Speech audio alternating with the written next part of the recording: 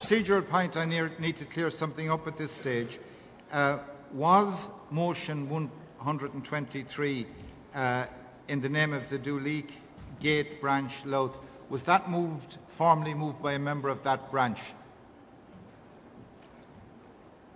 No. Is there a member of that branch who wants to formally move it? So in that case, that motion falls. We move on to motion 127 for my branch, Cork East.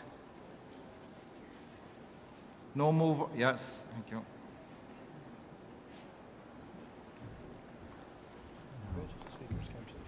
Chairman, Seamus Feehan for my branch, Cork East. Like the last delegate, the Disability Act of 2005 was implemented in 2007, June 2007, for children under the age of 5. That means where a child had a disability, or where there were concerns about a child having a disability, there was one office for that family to go to.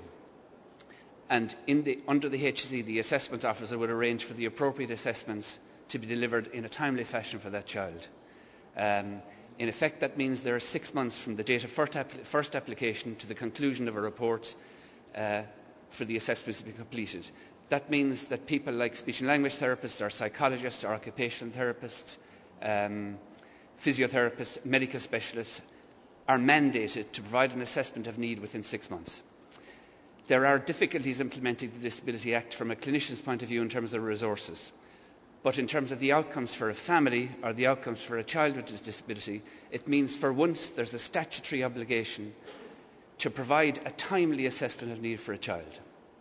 In June 2009, children between the age of 5 and 18 were to be provided on the next phase of this Disability Act implementation. It never happened. I'm not aware of any announcement by the HSE or by the government to cease or to stop that development.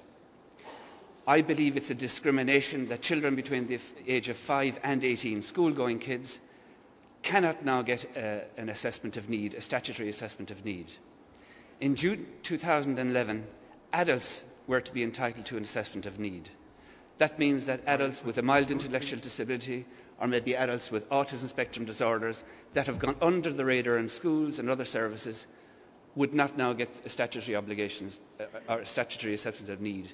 The implication of that is that families and siblings will be funding private assessments to try and get the needs of their adults or children understood and met.